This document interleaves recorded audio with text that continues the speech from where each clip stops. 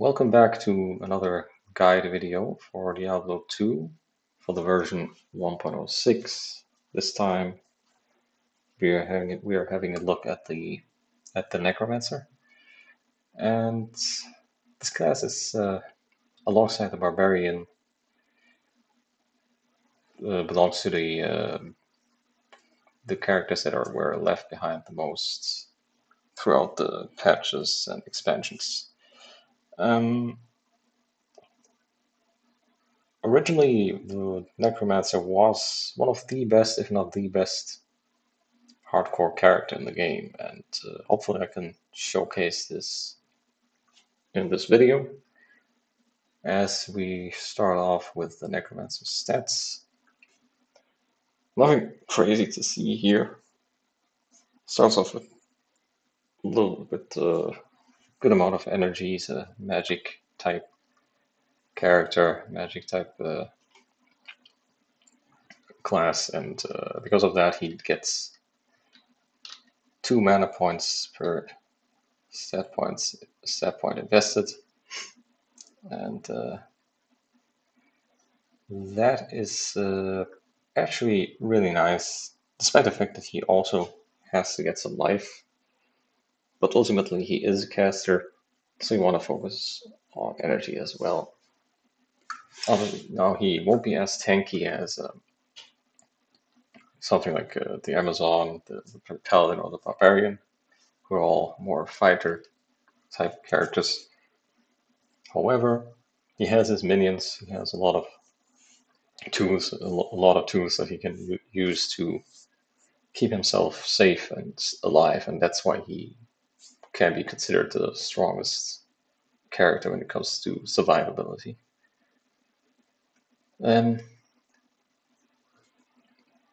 Looking at the breakpoints, he does have a new breakpoint here, or should I say he did have an additional breakpoints back then in 1.06 in the pre-expansion era. All these breakpoints here are just for 1.0 to 1.06 or pre-LOD era. They do not apply to any Lot of Destruction version. And the Necromancer here can get to the 8 point to 8 frame breakpoint, which you cannot do in modern Diablo 2 with LOD, even if you get to the 125 FCR. You can still only reach the 9 frame breakpoint. So this is something that you could try to aim for, but the Necromancer is also not really one to cast a lot of spells. He doesn't have any skill that helps him regain his mana, and because of that, you should definitely try to be more mindful with which skills you're going to use, and not just spam them constantly, even in the end game. His hit recovery breakpoints are a little bit poor. It's only worse. The only character that is worse in that regard is the sorceress. But other than that, he is, because of being a caster, he's not as reliant on these things. So the most important thing is the cast rate, and it's also nice to have at least a little bit of cast rate, fast cast rates, because of how hectic the game can be and how difficult. So even if you get to the point, if you can't get to the point that you can spam your spells, you still want to cast them fast enough. When you have someone running after you, you want to be able to quickly place a golem between yourself and the enemy, and stay, and then keep moving away. So with that being said, let's have a look at the Necromancer in game.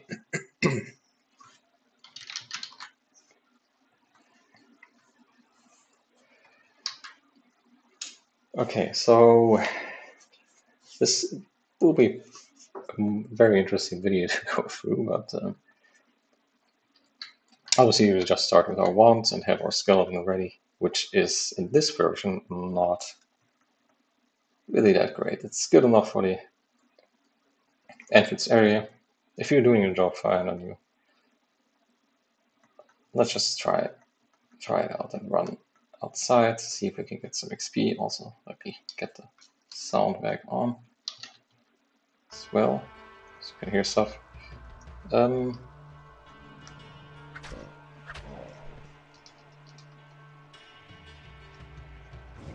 Getting our minion. And from the behavior of the minion, there's stuff that you have to take into account. If you move too far away from the minion, it despawns.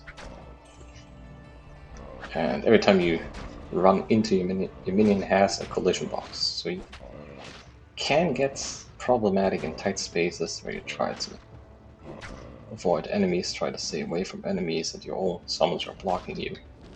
You have to keep that in mind. The maggot lair can be really rough if you have a lot of summons.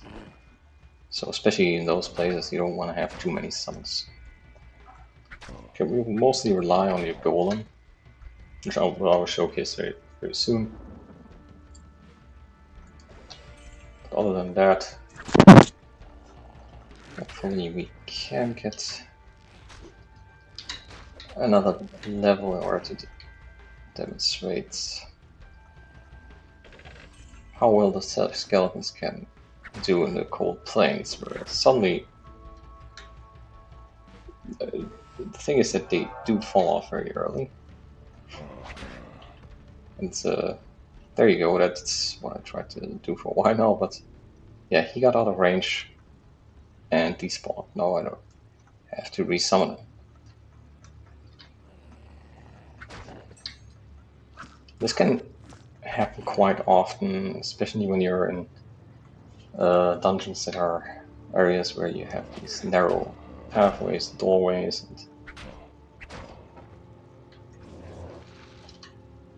and now the thing is that when you add a skill point as well, you only get an additional skeleton, no extra stats at all, even if you get it up to level 3, 4, like there is no stat increase whatsoever, while the skeleton mastery is the only thing that's going to affect that. And it only gives 2 damage per level, so and 7 life. So how high can this get? You can make the math, obviously. So it's going to end up with a plus additional 140 life for the 20 levels that if you can max the skill out. And damage would be at 40. Which sounds nice for normal difficulty, but it is terrible for hell difficulty at that point. And even if you are normal difficulty, putting so many points into your mastery, that's eats a lot. And the only upside to that is that at least your revives are going to benefit from it later on. But the revives don't really need the mastery that much anyway. So regarding that, it's not necessary for you to go there. But what you can do in the beginning is put 1 point in there. Maybe get a wand that has more points to raise skeleton. Get some extras and put the rest of your points in the mastery. But you probably don't want to do that and focus on the golems, and I'll showcase that soon. Let's have a look at how they do against some hunters. Maybe we can get a group here. Something a little bit more dangerous. See there's a group of shaman. Let's see how they handle that. First one died. Let's see if we can maintain that with skeletons. Doesn't look very good, huh? So this is something you will have to encounter like this. So don't, in my opinion, do not bother with the skeletons. And instead, I will just showcase you. You know what? I will just showcase, instead of showcasing I'll first showcase my single player Necro and then maybe the one I played on the server. So we are on hell difficulty here.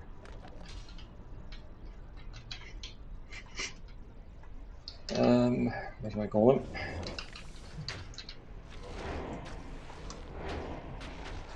And this is the main strat you're going to be relying on, which is Iron Maiden and Blood Golem.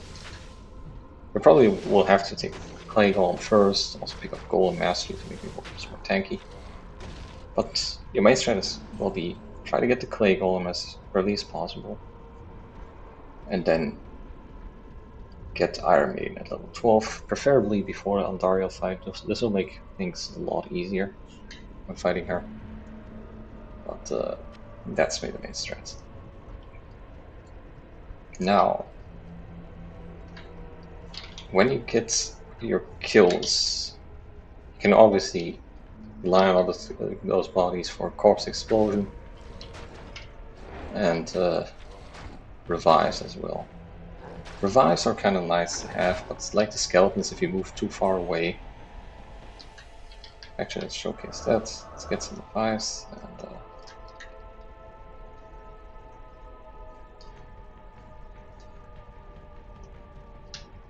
And by minutes, I'm not showing on the map, but yeah, let's try to run away here a little bit.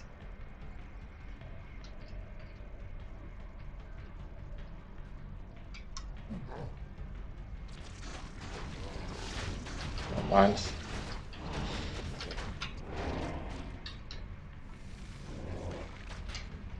Didn't work properly, but maybe here. Maybe we can get it now that they're busy fighting over there.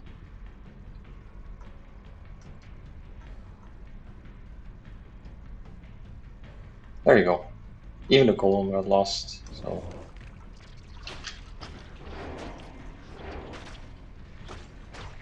only kept one Venom Lord. So even those summons are not are prone to this, to losing them off screen when you're running away and they're not keeping up with you. You do have some other tools here. For that, I will pick up my Necromancer on the ladder or on a test server. You can. It's still a. It's not an actual ladder.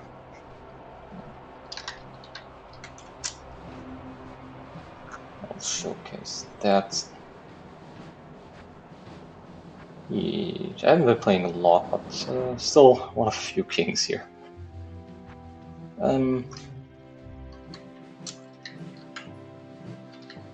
Let's make a game, let's go to hell.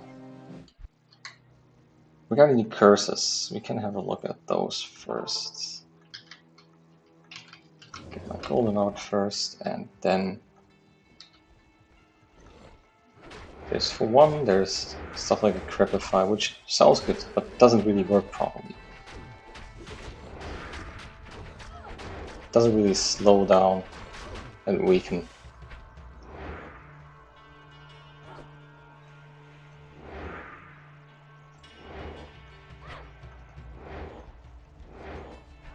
The way you would expect it to work.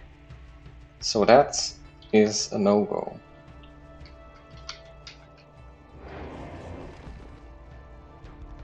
I don't know why I don't have my blood gold selected, but there you go.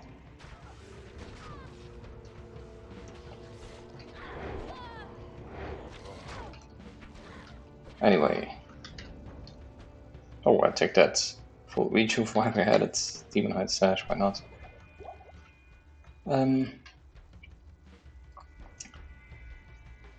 Other skills that we have at our disposal. Curses. Life Hab can be a nice support skill for allies. Not so much for your own summons. Like you can re-summon your own summons, you can keep them alive in other ways. But if you really feel like your summons are about to die, I guess you can rely on it. But usually you just want to use Iron Maiden. Place it on the enemies, they're gonna kill themselves, you can get new summons from that. Now that is more mana costly, but it's still worth it. You want to make progress and kill enemies instead of just being stuck on the same enemies forever. Another nice thing to pick up if you are in group and party play is lower res, which can be used with Poison Nova, but the damage is lackluster, and also with the skeleton mages, but the damage to Legolas. The skeleton mages are actually as terrible as they are. Even worse than they are nowadays. Aside from that, we do have different golems that we can go through. And there's some interesting stuff, actually. Yes, the blood golem is the one that allows you to share health. The damage he deals gets sent back, even if it's dealt by Iron Maiden. However, there are situations where it can get really rough. And trying to think of a good place to demonstrate it. However, only act bosses have that heavy damage that can really be threatening. We'll see if we can get to Andariel here to demonstrate. Meanwhile, talk about the different types of golems. There is, for example, the fire golem, which can last the longest versus Diablo. But his mana cost is just very high.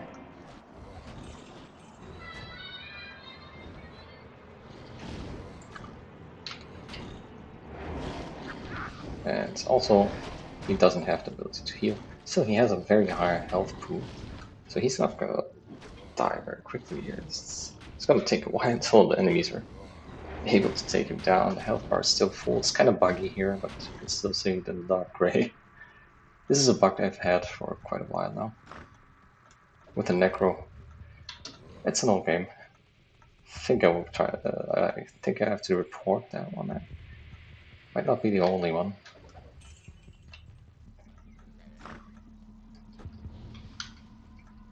Then we have the. Hold on. So for a weapon drop here, maybe something in the caskets. There you go. The buckler should work. Showcase the iron golem here. Now the iron golem is actually interesting because he already has something like Iron Maiden. He already returns damage back to the enemy. He has some sort of thorns damage basically, which is about a little bit weaker than the Iron Maiden. Scaled a little bit less than Iron Maiden, but the advantage is that you can also apply curse on top of it. So you can have, if you're running with another group of players, physical attackers, you can just run the Iron Golem and add in curse amplify damage. Well, these guys are fast and they're a little bit scary. Okay, teleports as well.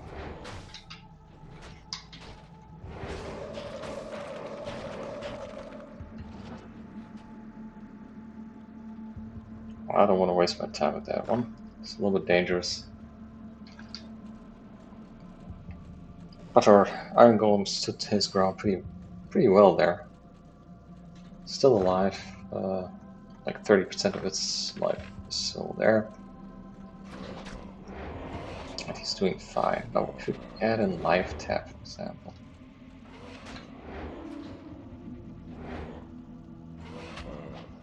He can leech life back, but it's just a minor amount, because his base damage is not great to begin with. So it's a nice thing to have for other players, but for your own summons, usually doesn't do the trick. Other tail tools to use, we have dim vision, which I haven't bothered with, but it can be nice to like neutralize a group of enemies like that by using dim vision. There's a group. There's a group.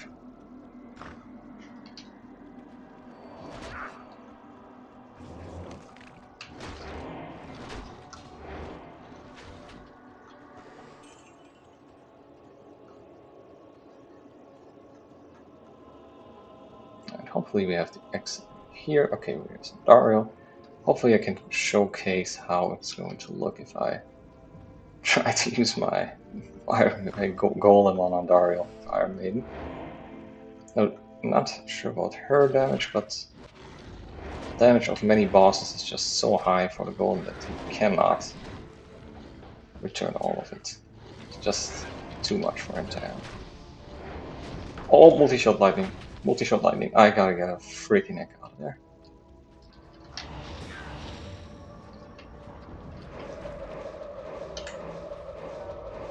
Just gonna spam Corpse Exploder from the other side.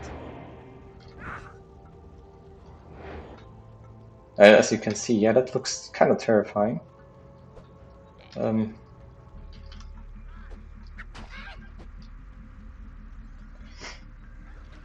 Let's get rid of our summon here. Let's try to kill this multi-shot lightning enchanted monster. Why not? Just good for a demonstration as well.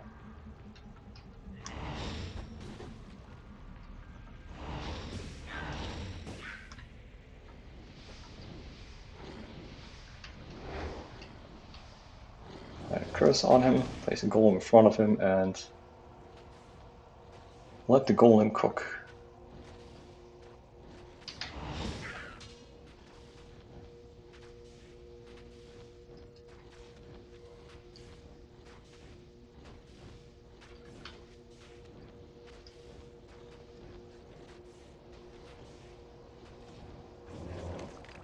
I'd have to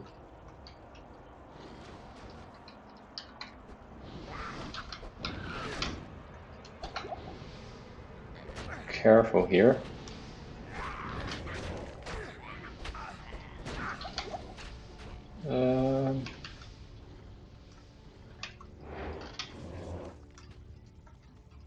Let the golem work again.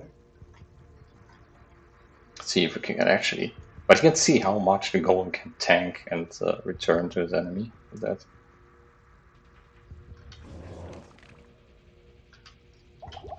Using up some potions here for... Well, this is going to be too hairy, and we'll have to do something else there. Yes. That is unfortunate because I wanted to show off on Dario there. So one other thing we can do though, which is capture him in a bone prison like that. Instead we go up here.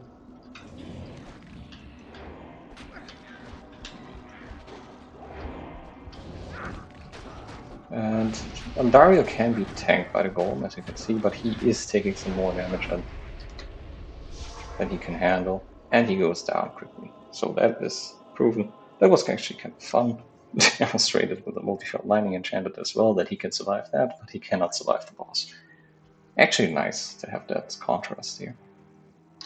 So in that regard, considering that you want to go over to something like Iron Golem, I mean, especially considering that Iron Golem already returns a decent amount of damage back, you can see it like a little buff to your curse. In fact, you might consider skilling Iron Golem later on, just to get more damage versus the boss monsters with Diablo.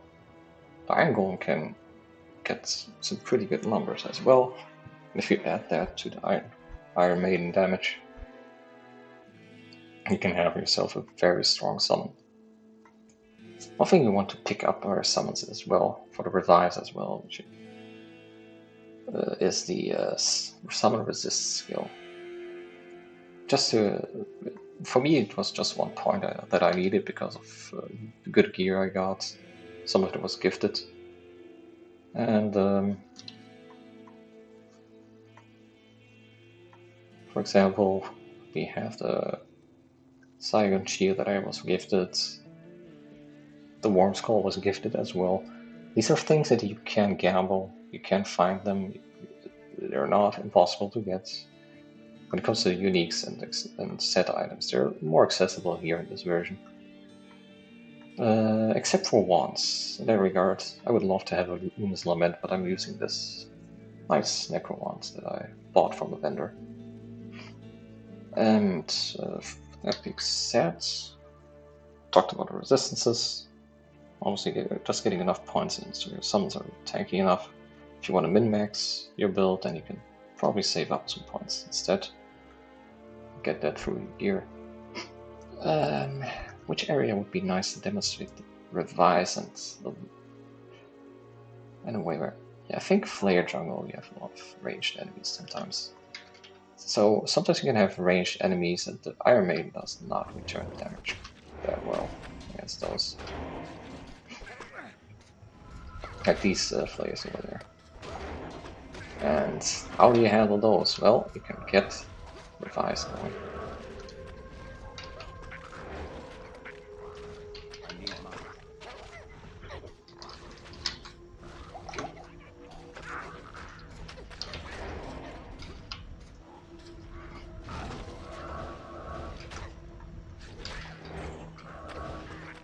And that way, you can even handle the flares very quickly. You can actually think about at times, and you have to figure it out yourself here. But sometimes it's better to use your amplified damage curse instead of the Iron Maiden curse, because when you're relying on your revives at times to fight against ranged enemies, obviously Iron Maiden is not going to do much against those. So you want to support them with the amplified damage curse. And that can be very important versus the Zeiss. Like, it's actually very important versus the Zeiss. The Zeiss, when he spawns in the CS, is still a very dangerous foe. It's probably the toughest thing you have to face with the Necromancer. Because this is one thing that you just can't just rely on your plot golem with. Certain enemies in Act 3, it's just too much for the blood golem to handle when you fight against vampires, ghoul lords, in endurance level 3. It's really hard for the golem to survive like that when he gets hit by multiple meteors, which are dropping all over the place. When it comes to gear, you have like some good things you can shop there every once in a while. Like this one I actually shopped from here, just from don't remember if it was Jamila or Ormus, but it was definitely one of the vendors where I got this wand. You don't really need a lot of gear for the Necromancer, to be honest.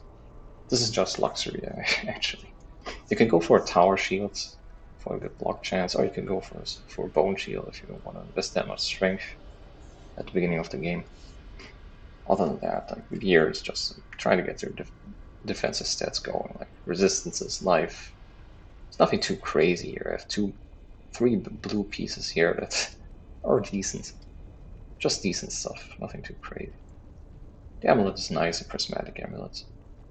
Another gift, actually. You can craft these yourselves with 6 perfect gems, one of each element, of each color. But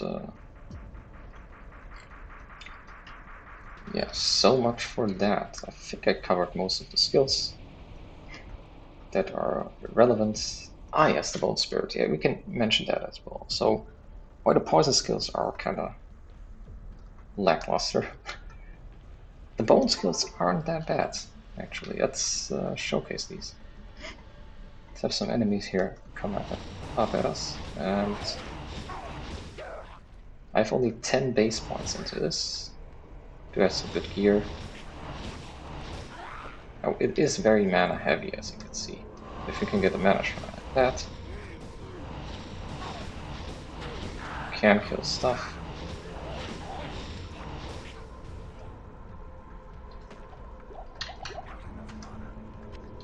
And do some extra damage, which is not a lot, obviously. You cannot take on multiple enemies, it's just to snipe a single enemy, which in certain situations can be really nice. Like if I'm in Act 1, for example, in the Cold Plains, and I'm not with these guys. Hold on. Let's let our goal handle these guys first. And then we can continue.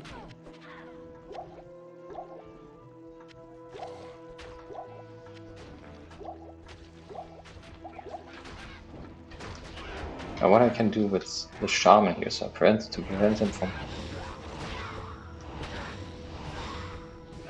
them from reviving those flares, those fallen, which is a nice skill to have. Like just while your summons are busy, you can quickly snipe some weaker enemies and some mage type enemies that are making things hard for you. Not the best thing for Unravelers in Act 2, the greater mummies, because they have magic resistance. Still nice to have though.